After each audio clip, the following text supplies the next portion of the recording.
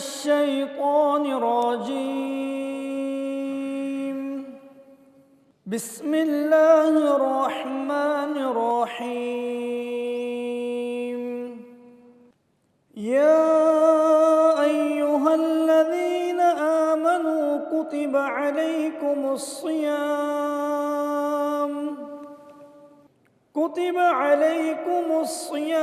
كما كتب على الذين من قبلكم لعلكم تتقون। शुरू करता हूँ अल्लाह के नाम से जो निहायत रहम करने वाला है। ए ईमान वालो, तुम पर रोज़े फ़र्ज़ कर दिए गए जिस तरह तुमसे पहले लोगों पर रोज़े फ़र्ज़ किए गए थे ताकि तुम्हारे अंदर तक़वा पैदा हो। अय्यामन मअदूदात फमन कान मिनकुम मरीज़न औ अला सफरिन फ़इद्दतुम मिन अय्यामिन उख़र वअला الذين يطيقونه فدية طعام مسكين فمن تطوع خيرا فهو خير له وأن تصوموا خير لكم إن كنتم تعلمون صدق الله العظيम। जी, गिनती के चंद दिन रोज़े रखने हैं, फिर भी अगर तुम में से कोई शख्स बीमार हो या सफ़र पर हो तो वो दूसरे दिनों में इतनी ही तादाद पूरी कर लें। और जो लोग उसकी ताकत रखते हो वो एक मिस्कीन को खाना खिलाकर रोज़े का फ़िदिया अदा कर दे। उसके अलावा अगर कोई शख्स अपने खुशी से कोई नेकी करे तो ये उसके हक़ में बेहतर है, और अगर तुमको समझ हो तो रोज़े रखने में तुम्हारे लिए ज़्यादा बेहतरी है। सदक़ल्लाहुल अज़ीम। जज़ाकल्लाह कारी साहब, अल्लाह आपको ज़ाय खैर दे। माशाअल्लाह, एक रोज़ा गुज़र गया, दूसरे में दाखिल हो गए। अल्लाह ज़ाय खैर दे। आप सफ़र करके आते हैं, अल्लाह ताला इसका बेहतरीन बदला दे जी। आमीन। उम्मीद है इंशाअल्लाह आगे भी हम बात करेंगे। तो बस कोशिश है इसी उन्वान पर हम बात करें कि रोज़ा हमसे क्या मुतालबा करता है। कल रमज़ान का और इस प्रोग्राम का शुरू हमने बतलाया, तो आज कोशिश करेंगे कि रोज़ा हमसे क्या मुतालबा करता है और रोज़ा क्यों अल्लाह ने दिया है हमें। तो अल्लाह तौफ़ीक़ दे। कल सब दुआ भी करिएगा आप भी। ज़रूर इंशाअल्लाह ज़रूर। अल्लाह ज़ाय खैर दे आपको जी। जज़ाकल्लाह।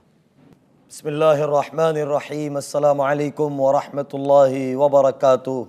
अल्हम्दुलिल्लाह अल्हम्दुलिल्लाहि रब्बिल आलमीन अस्सलातु वस्सलामु अला रसूलिहिल करीम व अला आलिहि व अस्हाबिहि अजमईन। अम्मा बाद, फ़अऊज़ु बिल्लाहि मिनश शैतानिर रजीम। बिस्मिल्लाहिर्रहमानिर्रहीम। या अय्युहल्लज़ीना आमनू कुतिबा अलैकुमुस्सियाम कमा कुतिबा अलल्लज़ीना मिन क़ब्लिकुम लअल्लकुम तत्तक़ून। सदक़ल्लाहुल अज़ीम। मेरे मोहतरम भाइयों, दोस्तों, बुज़ुर्गों और मेरी माँ बहनों, कल शुरू किया था कि रमज़ानुल मुबारक का महीना अल्लाह ताला ने मुझे और आपको इनायत किया। तो रमज़ान का असल मकसद रोज़ा है कि ये महीना रोज़े अल्लाह ने हम पर फ़र्ज़ किए हैं कि जैसे नमाज हम पर 5 वक्त की फ़र्ज़ है और आक़िल बालिग मर्द के ऊपर कि ईमान पहली चीज़ है, ला इलाहा इल्लल्लाह मुहम्मदुर रसूलुल्लाह सल्लल्लाहु अलैहि वसल्लम, ये ईमान है। इसके बाद नमाज है, और नमाज के बाद अल्लाह ताला रोज़े को ले आए, रमज़ान को ले आए कि इसको अल्लाह ताला कुरान करीम में फरमाते हैं कि अल्लाह रब्बुल इज़्ज़त ने ईमान वालों के ऊपर अपनी तरफ मुतवज्जे करने के लिए, अपना क़ुर्ब देने के लिए उन्हें रोज़े अता किए कि कुतिबा अलैकुमुस्सियाम, तुम पर रोज़े फ़र्ज़ कर दिए गए।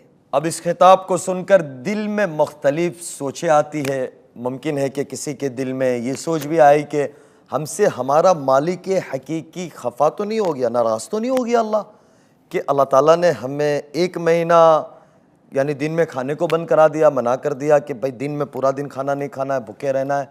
कि अल्लाह रब्बुल इज़्ज़त ने इस सोच को दुरुस्त करने के लिए इरशाद फरमाया कि तुमसे पहले भी, यानी तुम्हारे पहले जो आए हैं, न तो ये सज़ा थी, ना ये कोई मैं नाराज़ हुआ हूँ, बस मैंने आप पर रोज़े फ़र्ज़ किए गए हैं।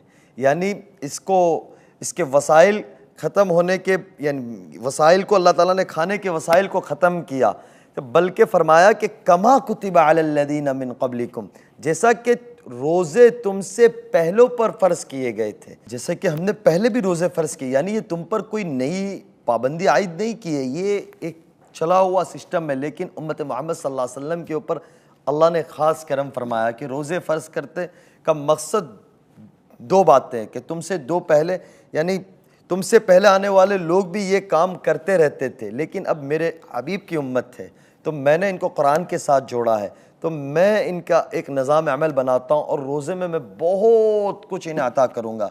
कि जब मोमिन ये सुनता है कि पहले लोगों पे रोज़े फ़र्ज़ किए थे, तो दिल को तसल्ली हो जाती है कि अल्लाह रब्बुल इज़्ज़त ना तो नाराज़ है, ना कोई सज़ा है, बल्कि ये एक इबादत है जो अल्लाह रब्बुल इज़्ज़त के क़र्ब का ज़रिया है। अल्लाह रब्बुल इज़्ज़त के क़र्ब को और उनके रज़ा को यानी हासिल करने का ज़रिया है। फिर रोज़े का फ़र्ज़ करने का मकसद भी बताया कि ये नहीं है कि भूखा रहना, प्यासा रहना, यानी कोई वो बात नहीं है कि भूखा प्यासा रह के छोड़ देना, बल्कि क्या कहा, इसके अंदर भूखा प्यासा के साथ साथ हमने एक बड़ा मतलूब है जो हमारे बंदों से अल्लाह कह रहे हैं मुझे चाहिए, वो है लअल्लकुम तत्तकून, क्या कि तुम पर परहेज़गार बन जाओ, तुम मुत्तकी बन जाओ, तुम्हारा ताल्लुक़ मुझसे जुड़ जाए और तुम नफ्स के ग़ुलामी से निकल कर एक हकीकी अल्लाह की याद के अंदर रह जाओ और मेरे नबी सल्लल्लाहु अलैहि वसल्लम वाली ज़िंदगी को अपना लो। ये रोज़े का मकसद है। कि रोज़े का मकसद, जानवर भी भूखा रह जाता है, जानवर को पानी नहीं मिलता, वो भी प्यासा रह जाता है, कि अल्लाह का मतलब ये नहीं था। अल्लाह का मतलब ये भी है कि भूखा प्यासा मेरी याद में रहें, और सबसे बड़ा मतलब ये है कि अल्लाह ये कहता है कि भाई उसके बाद मेरे बंदे को तक़वा हासिल हो जाए, यानी मैं राज़ी हो जाऊँ और मैं ख़ुद उससे प्यार करने लगूँ कि इसके अंदर तक़वा आएगा तो मैं राज़ी हो जाऊँगा, कि बल्कि उसका फ़ायदा भी तुम्हारे लिए ही है और कोई चीज़ नहीं। चुनांचे फरमाया, मालूम हुआ कि जो ये इबादत मोमिन पर फ़र्ज़ की गई है, उसका मकसद भी मोमिन के अंदर अच्छी सिफ़ात का पैदा करना है। कि यहाँ अल्लाह कह रहे मोमिन बनना है। मोमिन कहते किसको है? कि कुरान करीम के अंदर अल्लाह ताला ने जहाँ अपनी मदद का वादा किया है, वहाँ या अय्युहल्लज़ीना आमनू, या अय्युहल्लज़ीना आमनू, ए ईमान वालो, कि अच्छी सिफ़ात पैदा करने वालों को ईमान वाला कहा गया। अब जब पूरी आयत को पढ़ते हैं तो फिर दिल को तसल्ली हो जाती है और दिल में ये शौक़ पैदा होता है कि हम उसकी इबादत को बड़े एहतमाम के साथ अदा करें। कि यानी एहतमाम, यानी अल्लाह ताला कहते हैं कि इसको तसल्ली इंसान के अंदर जब तसल्ली आ जाती है तो पुरसुकून हो जाता है कि इसका कोई तो फ़ायदा है। रोज़े का फ़लसफ़ा और हिकमत क्या है? वो ये है कि इंसान के अंदर तक़वा और परहेज़गारी पैदा हो। एक सहाबी उबय बिन कअब रज़ियल्लाहु तआला अन्हु से किसी ने पूछा कि हज़रत तक़वा क्या है? फरमाया, कभी हज़रत फरमाने लगे, हज़रत उबय बिन कअब रज़ियल्लाहु तआला अन्हु फरमाया कि कभी खारदार रास्ते से गुज़रे हो? कहा उन्होंने कि कई दफ़ा गुज़रा। कैसे गुज़रते हो? तो कहने लगे, हज़रत बड़ा बच बचा कर समेट करके कहीं दामन न फंस जाए, कहीं कोई चीज़ न लग जाए, कहीं नुकसान न हो जाए। तो फरमाया कि इसी तरीके से तक़वा है कि इंसान को ऐसे संभल कर ज़िंदगी गुजारनी कि उसका कहीं दामन किसी गुनाह में आलूद ना हो जाए, उसको तक़वा और परहेज़गारी कहते हैं। रोज़ा सिर्फ़ भूखा प्यासा रहने का नाम नहीं, यानी सिर्फ़ खाने और पीने का ही रोज़ा नहीं होता, यानी खाना पीना छोड़ना या उसको छोड़कर किसी और चीज़ के अंदर गुजरना। जिस्म का भी रोज़ा होता है, ज़बान का भी रोज़ा होता है, आँख का भी रोज़ा होता है, यानी हर वो चीज़ का, कि कान का भी रोज़ा होता है, दिलो दिमाग का भी रोज़ा होता है। रोज़ा यानी रोज़दार इंसान सिर्फ़ खाना पीना बन करके ये नहीं होता, बल्कि जिस्म के हर हिस्से का रोज़ा होता है, उसको रोज़दार कहते हैं। रोज़े की बरकत इस वक्त नसीब होगी जब तक कि इंसान सारे जिस्म से रोज़ेदार न लगे, यानी उसका कान भी रोज़ा रख रहा हो, उसकी ज़बान भी रोज़ा रख रही हो, उसका दिलो दिमाग भी रोज़ा रख रहा हो। इसलिए हदीस पाक में आता है कि बाज़ रोज़ेदार ऐसे हैं जिन्हें भूखा प्यासा रहने के सिवा कुछ हासिल नहीं होता, यानी फ़र्ज़ अदा हो जाएगा लेकिन मकसद हासिल नहीं होता। क्यों? क्योंकि रोज़ा रखना यानी भूखा प्यासा रहने का नाम नहीं, दूसरी कई चीज़ें हैं। यानी गीबत से रोज़े को बचाना चाहिए, हमारी ज़बान गीबत से पाक हो, झूठ से पाक हो, गाली गलौज से पाक हो, बहतान से पाक हो। ये ज़बान का रोज़ा है, दिलो दिमाग का रोज़ा कि गलत सोच से हमारा दिमाग पाक साफ़ हो, हमारी दिल के अंदर ख़यालात पाक साफ़ आ रहे हो, और शर्मगाह की हिफाजत के साथ साथ टांगों की भी हिफाजत हो कि हम अपने टांगों को भी नरमाई के साथ, कि मेरे नबी सल्लल्लाहु अलैहि वसल्लम इतने दबे पाँव चलते थे कि पता भी नहीं चलता था कि ज़मीन भी अल्लाह के यहाँ कल मेरे और आपके बारे में बतलाएगी, ये तेरा बंदा बड़ा करके अल्लाह चलता था। तो कहा गया कि हर वो चीज़ को इंसान को बचना चाहिए जो उसे बुराई की तरफ लेके जाती हो, जो अल्लाह की नाराज़गी की तरफ लेके जाती हो, उन सारी चीज़ों से बचने के नाम को रोज़ा कहते हैं। अजीज़ों, आम तौर पर यही देखा गया कि जो शख्स परहेज़गारी के साथ, रोज़े के उसूल और ज़ाब्ते के साथ जो बतलाया गया है उसका ख्याल करते हुए, उसकी इताअत करते हुए, उसको रखते हुए अपनी नज़र के सामने रोज़ा रखता है, उसे रोज़ा महसूस नहीं होता, चाहे जितनी गर्मी हो, चाहे गर्मी की शिद्दत इंतहा दर्जे पे हो, लेकिन उसे ये चीज़ का एहसास नहीं होता। और जो उसका परहेज़ नहीं करता, परहेज़ ये है कि जो बतलाया गया कि भाई दिलो दिमाग का रोज़ा है, आँख का रोज़ा है, कान का रोज़ा है, उसका वो एहतियात नहीं करता, फिर उसे पता चलता है। यही एक वाक़या ज़हन में आ रहा है कि आप सल्लल्लाहु अलैहि वसल्लम के ज़माने में, हुज़ूर के ज़माने में 2 औरतों ने रोज़ा रखा। अब वो रोज़े की शिद्दत में बहुत परेशानी हुई, बहुत ज़्यादा उन्हें रोज़ा यानी भूख और प्यास ने ख़ास तौर से उन्हें परेशान किया। तो आप सल्लल्लाहु अलैहि वसल्लम की खिदमत में इस मामले को बतलाया गया। तो हुज़ूर अलैहिस्सलातु वस्सलाम ने फरमाया कि उनसे जाकर मालूम करें, यानी जिन्होंने रोज़ा रखा है कि अल्लाह कमी बेशी माफ़ फरमाए, उनसे जाकर कहें कि वो कुल्ली करें। तो जब ये बात बतलाई गई, कुल्ली का कहा गया, तो उन्होंने आकर बतलाने वाले ने बतलाया कि आप सल्लल्लाहु अलैहि वसल्लम की तरफ से ये हुक्म मिला है कि आप कुल्ली करें। कुल्ली किया तो ज़बान यानी मुँह से गोश्त के टुकड़े निकले छोटे छोटे। वो हैरान परेशान हो गए कि भाई हमने तो कुछ नहीं खाया है, हम तो रोज़े से हैं, हम तो सारे दिन से भूखे हैं।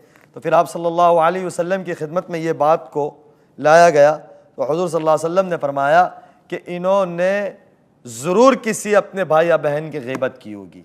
ग़ीबत करना गोया के यानी ग़ीबत करना गोया ऐसा है जैसा कि अपने किसी भाई और बहन का नाम मुर्दार का गोश्त खाने के बराबर है। यानी ये हम ऐसा समझते हैं कि हम किसी के बारे में कोई भी बात कर लेते हैं, बैठे हैं, दोस्तों में बैठे हैं, घर में बैठे हैं, तो बात ही निकली, बस ऐसे ही बात करते हैं। अल्लाह सबसे पहले तो मेरी हिफाजत फरमाए, मुझे इससे बचाया और मुझे सही अमल करने की तौफीक नसीब फरमाए कि बस ऐसे ही जिक्र कर लिया, फिर हम आखिर में लगा भी देते बड़ा अच्छा बंदा है। पहले बात कर लेते, फिर हम कहते हैं बड़ा अच्छा बंदा है। तो रोज़े के मकसद के अंदर ये भी आता है कि रोज़े को इस तरह से रखा जावे कि रोज़ा रखने का एक मकसद ये भी है कि अंदर अल्लाह की नेमतों की कदर आ जाए कि अल्लाह ताला की कितनी नेमतें हैं जो हम सोचते भी नहीं हैं कि अल्लाह ताला ने हमें, हर इंसान को दुनिया में अल्लाह ताला ने जिस्म की नेमत दी है, जिस्म के आज़ाओं की नेमत दी है, सेहत की नेमत दी है, लेकिन उसके अलावा सबसे बड़ी नेमत जो अल्लाह ताला ने मुझे और आपको नसीब की है आम तौर से, वो अल्लाह ताला ने हमें अपना रोज़गार दिया है, हमें वसाइल दुनिया दी है, दुनिया की चीज़ें दी हुई है कि रोज़े के अंदर ये भी एहसास पैदा हो जाए कि वो हम अपने गरीब भाई बहनों का, यतीमों का, मिस्कीनों का सोचें कि उनके ऊपर जब फाका आता होगा तो क्या होता होगा। और फिर हम माजी में भी जाए कि मेरे नबी सल्लल्लाहु अलैहि वसल्लम का क्या ज़माना था कि कायनात के सरदार मोहम्मद रसूलुल्लाह सल्लल्लाहु अलैहि वसल्लम कि सारी कायनात का वजूद उनके तुफ़ैल है कि 3-3 दिन तक फाका होता था, ऐसा फाका कि जो इंसान सोच नहीं सकता।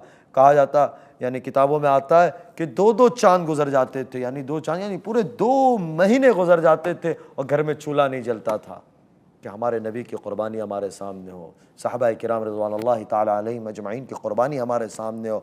और उसके बाद हम आगे देखें, हमारे दौर में देखें कि हमारे अड़ोस पड़ोस में या हमारे रिश्तेदारों में या हमारे अजीज़ व अकारीब में कोई ऐसा तो नहीं है जो भूखा सो रहा हो, जिसके पास खाने को नहीं है, कि हम अपने एक एक खाने के बिल के ऊपर 5,000, 10,000, 15,000 रुपये लगा देते हैं। तो रोज़े का मतलब ये भी है, रोज़ा हमें ये भी एक सबक देता है और ये भी एहसास दिलाता है कि हम इस भूख से हम अपने पराये के, यानी पराया हुआ मेरा अपना है, मेरा पड़ोसी मेरा अपना है, मिस्कीन मेरा अपना है, यतीम मेरा अपना है, कि उसका मैं ख्याल पैदा करूँ कि मेरे पास वसाइल होने के बावजूद मैं अल्लाह की रज़ा के खातिर, अल्लाह की खुशनुदी के खातिर और अल्लाह के हुक्म को पूरा करते हुए रोज़ा रख रहा हूँ।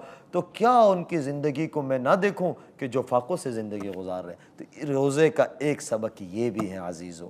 तो अजीज़ों, मेरे बात का खुलासा और लुब लुबाब यही है कि अल्लाह ताला का फरमान है कि रमज़ान के रोज़े आप पर फ़र्ज़ किए गए हैं, कि रमज़ान में अल्लाह ने हम सब को खाने से रोक दिया। उसी वजह से नहीं कि अल्लाह अपने बंदों पर जुल्म करता है, जैसे मैंने शुरू किया था, बल्कि उस लिए कि बंदे को अल्लाह का रिज़्क़ की कदर व क़ीमत हो। जिसकी रोटी एक अल्लाह जो वो खिलाता है, यानी हमने कभी सोचा भी नहीं मराहिल है, यानी कितनी एक रोटी कितने मराहिल से अल्लाह गुज़रवा के हमारे दस्तरखान पे लेके आता है, उसकी कदर हो जाए, कि अल्लाह की उस नेमत की कदर आए, कि अल्लाह ताला को वो बंदा बहुत ज़्यादा पसंद है जो अल्लाह की नेमत की कदर करे। हम तमाम को अल्लाह की दी हुई नेमतों की कदर करनी चाहिए, यानी नेमत की अल्लाह ताला ने हमें दी है तो उसकी कदर करनी चाहिए। यानी 11 महीने तक तुम जिन कामों में मुब्तला रहे हो, उन कामों ने तुम्हारे तक़वे के ख़ासियत को कमज़ोर कर दिया, तुम्हारा नफ्स मोटा हो गया। अब रोज़े के ज़रिए उस तक़वे की ख़ासियत को दोबारा ताकत मिल जाएगी। लिहाजा बात सिर्फ़ उसकी हद तक ख़त्म नहीं होती कि रोज़ा रख लिया और तरावी पढ़ ली, बल्कि पूरे रमज़ान को उस काम के लिए ख़ास करते हैं कि 11 महीने हम लोग अपने असल मकसद ज़िंदगी से और इबादत से दूर चले गए थे, उससे दूरी को ख़त्म करते हैं और अल्लाह ताला के क़ुर्ब हासिल करते हैं। उसका तरीका ये है कि रमज़ान के महीने को पहले से ही ज़्यादा से ज़्यादा इबादत के लिए फ़ारिग किया जाए, इसलिए कि दूसरे काम धंधे तो 11 महीने तक ही हम करते रहते हैं, लेकिन इस महीने के अंदर कामों को जितना मुख्तसर से मुख्तसर कर लें उतना हमारा फ़ायदा होगा। ख़ास इबादत के कामों में सर्फ करें, यानी ख़ास इबादत की अल्लाह ताला हमें तौफ़ीक़ देगा। तमाम बुराइयों की जड़ जो है वो 2 चीज़ें हैं, एक तो तकब्बुर यानी अपने आप को बड़ा जानना, और दूसरे की ख्वाहिशात नफ्स। दूसरी है कि ख्वाहिशात नफ्स कि अल्लाह ताला ने दीन में रोज़ा रखवाया कि ख्वाहिशात को छुड़वाई और रात में तरावी का हुक्म दिया कि तरावी पढ़ो, अल्लाह के सामने खड़े हो जाओ और सजदे करवाए, और लंबी नमाज़ें पढ़वाने का हुक्म दिया कि बार बार अपनी पेशानी अल्लाह के दरबार में झुकाओ, तकब्बुर को दूर और अपने आप की शख्सियत को मिटाओ, बेबस तरह हो जाओ और ये कहो कि मेरा अल्लाह मैं कोई नहीं हूँ, मैं आपका ग़ुलाम, नौकर से ज़्यादा यानी कमज़ोर हूँ, ग़ुलामी से ज़्यादा हूँ। कि तरावी बहुत बड़ा अमल है कि जहाँ रोज़े फ़र्ज़ किए गए हैं वो अल्लाह ने हमें तरावी दी है अज़ीज़ों। यानी मेरी बात पूरी की पूरी या एक रोज़ा था कि रोज़ा हमसे मुतालबा कि नफ्स है कि एक रोज़े का मुतालबा हमारी ज़ात के अंदर अल्लाह का तक़वा आ जाए, नफ्स की ग़ुलामी से हम निकल जाए, हम तक़वे वाले बन जाए, हम परहेज़गार बन जाए, हम गरीबों के खैर ख़्वाह बन जाए, मिस्कीनों यतीमों की हम उनके साथ मोहब्बत करने लग जाए और उनका सहारा बने। और दूसरी चीज़ कि हम कुरान से जुड़े, अल्लाह से जुड़े। एक हक़ है अल्लाह के बंदों का, एक हक़ अल्लाह का, कि ये दोनों हुकूक़ को इस रोज़े से और इस रमज़ान का ख़ुलासा यही है कि हम अल्लाह से भी जुड़ जाए और अल्लाह के बंदों से भी जुड़ जाए। कि इसमें तरावी सबसे बड़ा अमल है कि तरावी के 20 तरावी है कि 20 तरावी के 40 सजदे, कि एक सजदे के ऊपर हमारे बुज़ुर्ग फरमाते हैं कि एक सजदे के ऊपर अल्लाह ताला एक दरक जन्नत में लगाते हैं। वो एक दरक ऐसा होता है कि अरबी घोड़ा कई साल कितने सालों की मसाफत तय करेगा तब भी जाकर उस दरक को मुकम्मल नहीं कर सकेगा।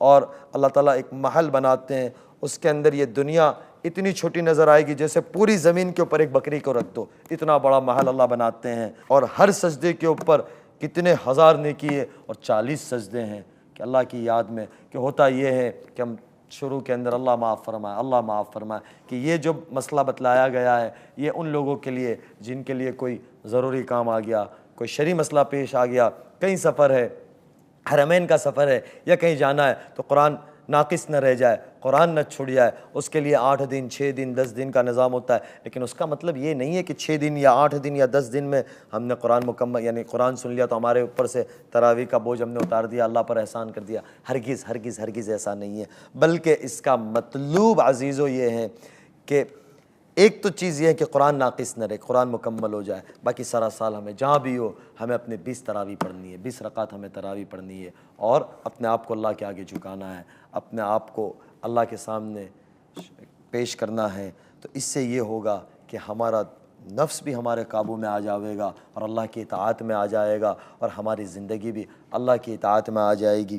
तो सारी बात का ख़ुलासा दो ही बातें हैं कि रोज़े से हम तक़वा हासिल करें और अल्लाह से जुड़े और अल्लाह के बंदों से जुड़े। अल्लाह से जुड़ने का अमल इबादत है और इबादत खालिसतन लिल्लाहियत के साथ हो, अल्लाह के साथ हो, उसी में कोई चीज़ न हो, दिल और दिमाग भी हमारा साफ़ हो, ज़बान भी पाक हो, आँखें का देखना भी हमारा साफ़ सुथरा हो, कानों का सुनना भी साफ़ सुथरा हो। और दूसरी चीज़ है कि बंदों के हुकूक़ को पूरा करते हुए हम बंदों के साथ आली अखलाक के साथ हम बंदों के साथ हमारी ज़बान भी मीठी हो जाए और हमारे अंदर सब्र आ जाए, शुक्र आ जाए, सारी चीज़ें हमारे अंदर पैदा हो जाए, उसको रोज़दार कहते हैं और रोज़ा कहते हैं। तो अल्लाह ताला मुझे आपको इसकी क़दरदानी करने की तौफ़ीक़ भी नसीब फ़रमाए।